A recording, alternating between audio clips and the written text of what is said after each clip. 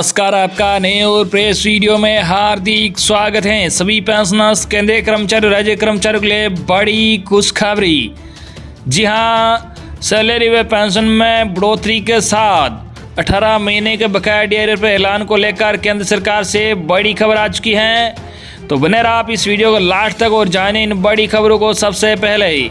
इससे पहले अगर आपने अभी तक भी इस वीडियो पर एक लाइक नहीं किया हो तो एक लाइक कर दीजिए, क्योंकि आपका एक लाइक ही हमारी मेहनत का फल होता है। वही चैनल को भी फ्री में सब्सक्राइब नहीं किया हो, सब्सक्राइब कर लीजिए, ताकि आगे भी आपको कर्मचारी व पेंशनर से जुड़ी लेटेस्ट बड़ी अपडेट सबसे पहले देखने को मिलती रहे। तो चलिए बढ़ते हैं इन बड़ी खबरों में आगे। आज की पहली बड़ी खबर, कर्मचारियों को न्यू ईयर से पहले मिला तोहफा, सरकार ने किया नए वेतनमान का ऐलान। जी हाँ, आपको बता दें, केंद्र सरकार के बाद अब राज्य सरकारें भी अपने कर्मचारियों की सैलरी में बढ़ोतरी कर रही हैं। इसी क्रम में अब हिमाचल प्रदेश सरकार ने अपने कर्मचारियों के लिए छठे वेतन आयोग के तहत नए वेतनमान की घोषणा की है। सरकार के एक आधिकारिक प्रवक्ता ने ये जानकारी दी है। राज्य सरकार ने घोषणा की है कि अनुबंध पर काम करने वाले कर्मचारियों को अब 2 साल में नियमित किया जाएगा। राज्य सरकार ने की है घोषणा। जी हाँ, गौरतलब है कि अब तक अनुबंध कर्मचारियों को 3 साल में नियमित किया जाता है। मुख्यमंत्री जयराम ठाकुर ने शनिवार को हिमाचल प्रदेश गैर राजपत्रित कर्मचारी महासंघ की संयुक्त समन्वय समिति को संबोधित करते हुए राज्य सरकार के कर्मचारियों के लिए नए वेतनमान की घोषणा की है। ये 1 जनवरी 2016 से लागू होगा। जानकारी के अनुसार जनवरी 2022 का वेतन संशोधित वेतनमान के अनुसार फरवरी 2022 में देय होगा। कब से मिलेगा संशोधित पेंशन का भी लाभ? जी हां, आपको बता दें कि जयराम ठाकुर ने कहा कि राज्य सरकार अपने कुल बजट का लगभग 43% कर्मचारी और पेंशन भोगियों पर खर्च कर रहे हैं। छठे वेतन आयोग के लागू होने के बाद यह बढ़कर 50% तक हो जाएगा। मुख्यमंत्री ने बताया कि सभी पेंशन भोगियों और पारिवारिक पेंशन भोगियों को भी 1 जनवरी 2016 से संशोधित पेंशन और अन्य पेंशन लाभ दिया जाएगा।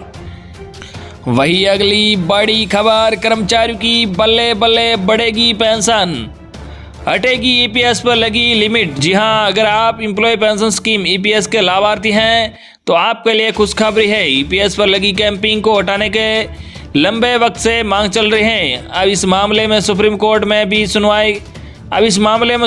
भी सुनवाई कर रहा है। आपको बता दें, कर्मचारी भविष्य निधि EPF के सदस्य EPS के 20 सदस्य बन जाता है। किसी भी EPF खाताधारक के सैलरी का 12% PM में चला जाता है। यही पैसा नियोक्ता के अकाउंट में भी जाता है और इसका एक हिस्सा EPS में जमा होता है।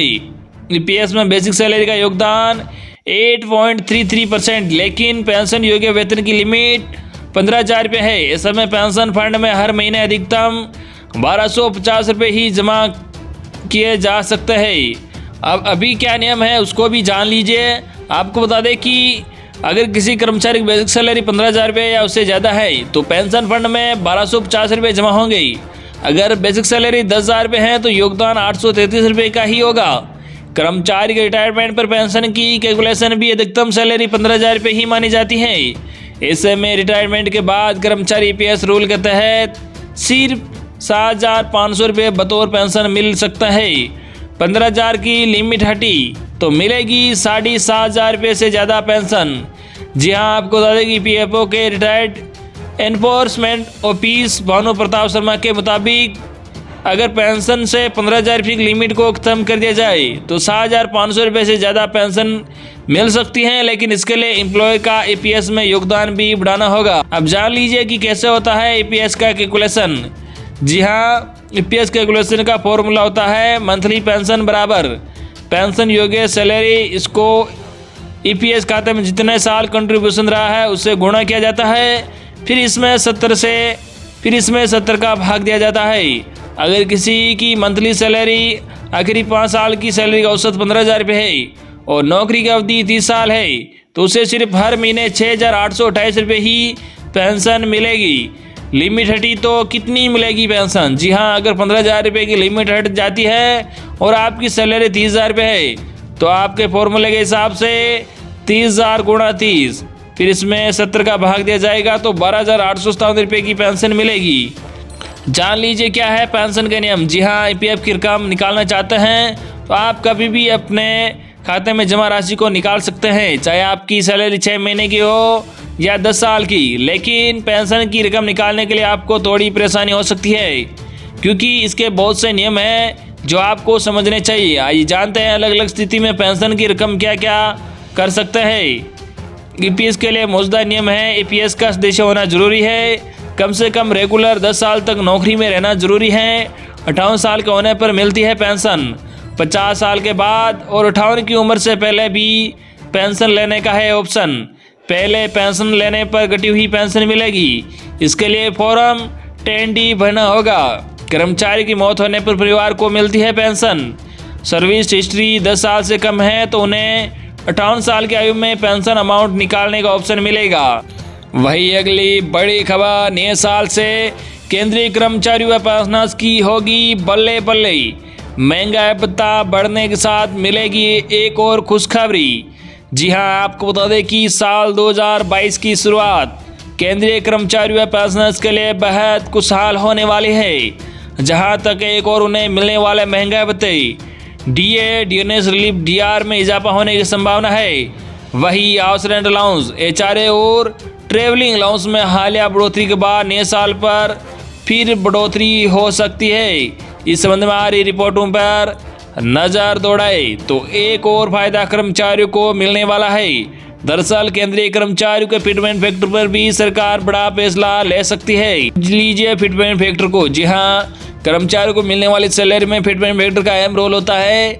इस फिटमेंट फैक्टर के कारण ही केंद्रीय कर्मचारी का वेतन में 2.5 गुना से अधिक की बढ़ोतरी होती है। सात वेतन आयोग में 2.5 गुना से अधिक की बढ़ोतरी होती है। सात वेतन आयोग की सिफारिशों के अनुसार केंद्रीय कर्मचारी का वेतन भत्तों के अलावा उनके बेसिक सैलरी और फिटमेंट फैक्टर द्वारा तय किया जाता है। यानी इसमें बढ़ोतरी का निर्णय लिया जाता है तो कर्मचारियों को डबल लाभ मिलेगा। महंगाई भत्ता 34% हो सकता है।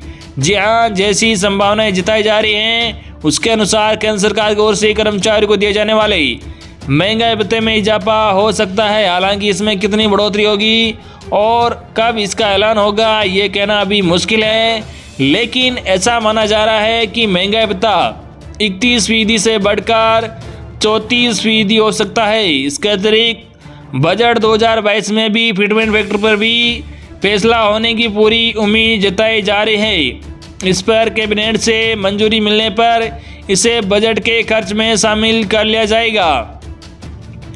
न्यूनतम बेसिक सैलरी में इतनी होगी बढ़ोतरी। जी हाँ, न्यूनतम बेसिक सैलरी पर कैलकुलेशन को देखें तो केंद्रीय कर्मचारी की न्यूनतम बेसिक सैलरी 18,000 रुपये है। अभी तक 31% के हिसाब से उन्हें 5,580 रुपये प्रति माह महंगाई भत्ता मिलता है। डीए के 34% होने के बाद ये बढ़कर 6,120 रुपये प्रति माह हो जाएगा। यानी इसमें प्रति माह के हिसाब से 540 रुपये की बढ़ोतरी होगी। सालाना आधार पर सैलरी को देखें तो इसमें 6,480 रुपये का इजाफा देखने को मिलेगा। अब जान लीजिए कि अधिकतम बेसिक सैलरी में कितना होगा फायदा। जी हाँ, अधिकतम बेसिक सैलरी की बात करें तो केंद्रीय कर्मचारी के लिए 56,900 रुपये है। अभी 31% के हिसाब से उन्हें 17,639 रुपये डीए प्रति माह दिया जाता है। ऐसे में 34% के हिसाब से डीए का कैलकुलेशन करें तो ये प्रति माह 19,346 रुपये हो जाएगा। यानी पूरे 1,707 रुपये की बढ़ोतरी हो जाएगी। इस हिसाब से सालाना आधार पर इन कर्मचारियों की सैलरी 20,484 रुपये बढ़ जाएगी। तो ये थी आज की लेटेस्ट और बड़ी खबरें जो हमने आप तक पहुँचाई है। आई होप कि आपको ये खबरें जानकर अच्छा लगा होगा। इस वीडियो पर ज़्यादा से ज़्यादा लाइक और इस वीडियो को ज़्यादा से ज़्यादा आपके मिलने वाले साथियों तक जरूर सही करना, ताकि उन तक भी आज की लेटेस्ट और बड़ी खबरें पहुँच सके। धन्यवाद।